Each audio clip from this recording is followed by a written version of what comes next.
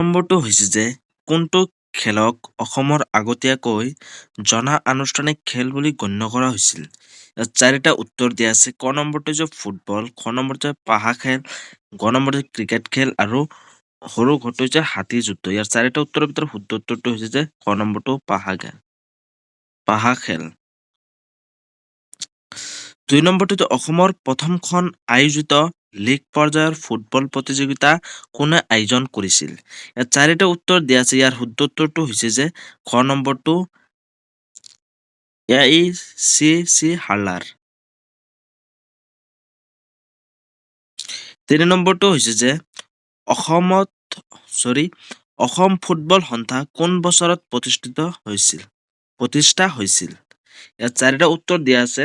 ক নম্বৰটো হৈছে 1911 চনত, খ নম্বৰটো 1946 চন, গ নম্বৰটো 1953 চন আৰু সৰু ঘৰটো হৈছে 1948 চন। ইয়াৰ শুদ্ধ উত্তৰটো হৈছে খ নম্বৰটো।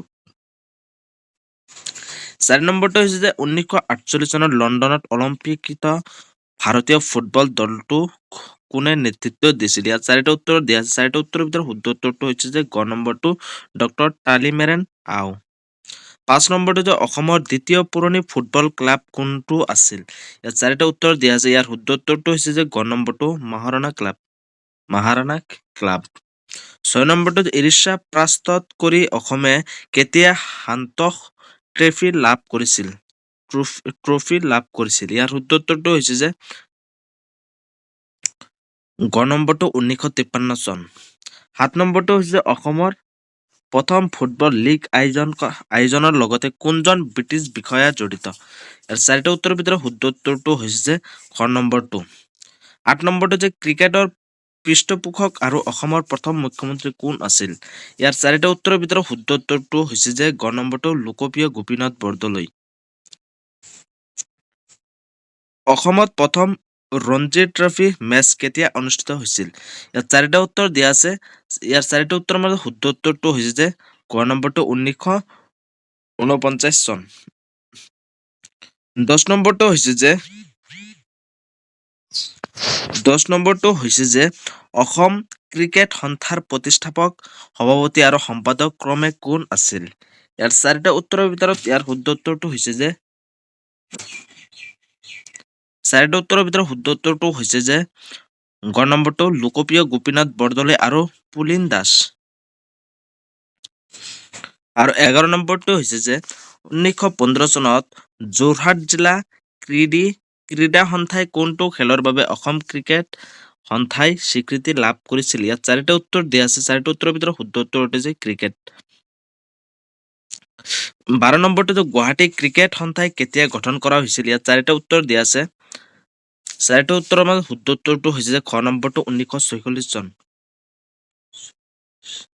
১৩ নম্বৰটো হৈছে যে ২০১৫ চনলৈকে অসম ক্ৰিকেট সন্থাৰ মুখ্য কাৰ্যালয় ক'ত আছিল। ইয়াত চাৰিটা উত্তৰ দিয়া আছে। চাৰিটা উত্তৰৰ ভিতৰত ইয়াৰ শুদ্ধ উত্তৰটো হৈছে যে সৰু ঘৰটো নেহেৰু ষ্টেডিয়াম। ১৪ নম্বৰটো হৈছে যে ২০১৫ চনৰ পিছত কোনখন ষ্টেডিয়াম অসম ক্ৰিকেট সন্থাৰ নতুন মুখ্য কাৰ্যালয় হ'ল। ইয়াত চাৰিটা উত্তৰ দিয়া আছে। চাৰিটা উত্তৰৰ ভিতৰত শুদ্ধ উত্তৰটো হৈছে যে খ নম্বৰটো বাৰ্খাপাৰা ষ্টেডিয়াম। ১৫ নম্বৰটো হৈছে যে 1907 চনত প্ৰতিষ্ঠা হোৱা কোনটো ক্লাব অসমৰ দ্বিতীয় পুৰণি ফুটবল ক্লাব। ইয়াত চাৰিটা উত্তৰ দিয়া হৈছে। চাৰিটা উত্তৰৰ ভিতৰত ইয়াৰ শুদ্ধ উত্তৰটো হৈছে খ নম্বৰ মহাৰাণা ক্লাব। ১৬ নম্বৰটো হৈছে অসমত প্ৰথমখন আন্তঃজিলা বেডমিণ্টন প্ৰতিযোগিতা কেতিয়া অনুষ্ঠিত হৈছিল। ইয়াত চাৰিটা উত্তৰ দিয়া আছে। চাৰিটা উত্তৰৰ মাজত শুদ্ধ উত্তৰটো হৈছে যে খ নম্বৰটো 1953 চনত কি কৰিছিল বেডমিণ্টন প্ৰতিযোগিতা অনুষ্ঠিত হৈছিল অসমত।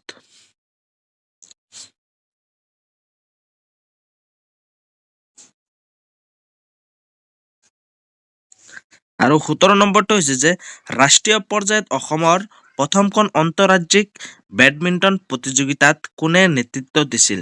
ইয়াত চাৰিটা উত্তৰ দিয়া আছে। চাৰিটা উত্তৰৰ মাজত শুদ্ধ উত্তৰটো হৈছে খ নম্বৰটো শংকৰ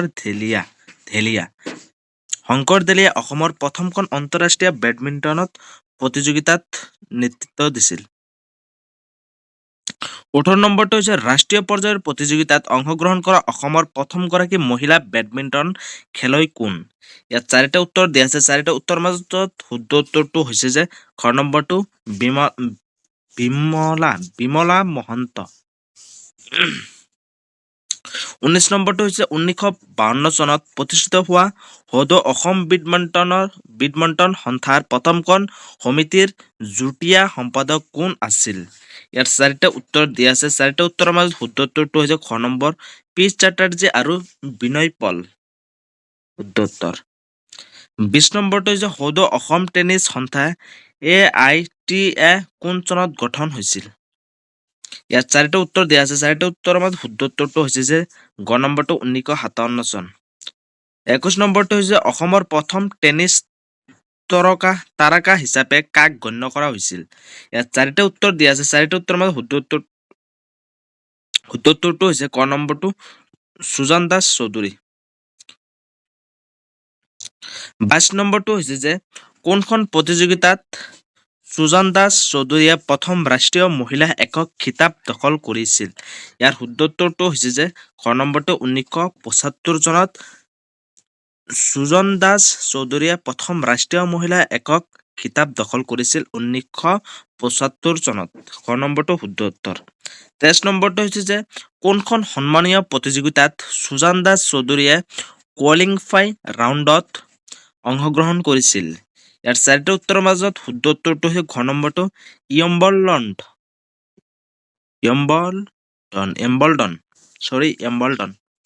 ভুল হ'ব পাৰে, আপোনালোকে ক্ষমা কৰি দিব।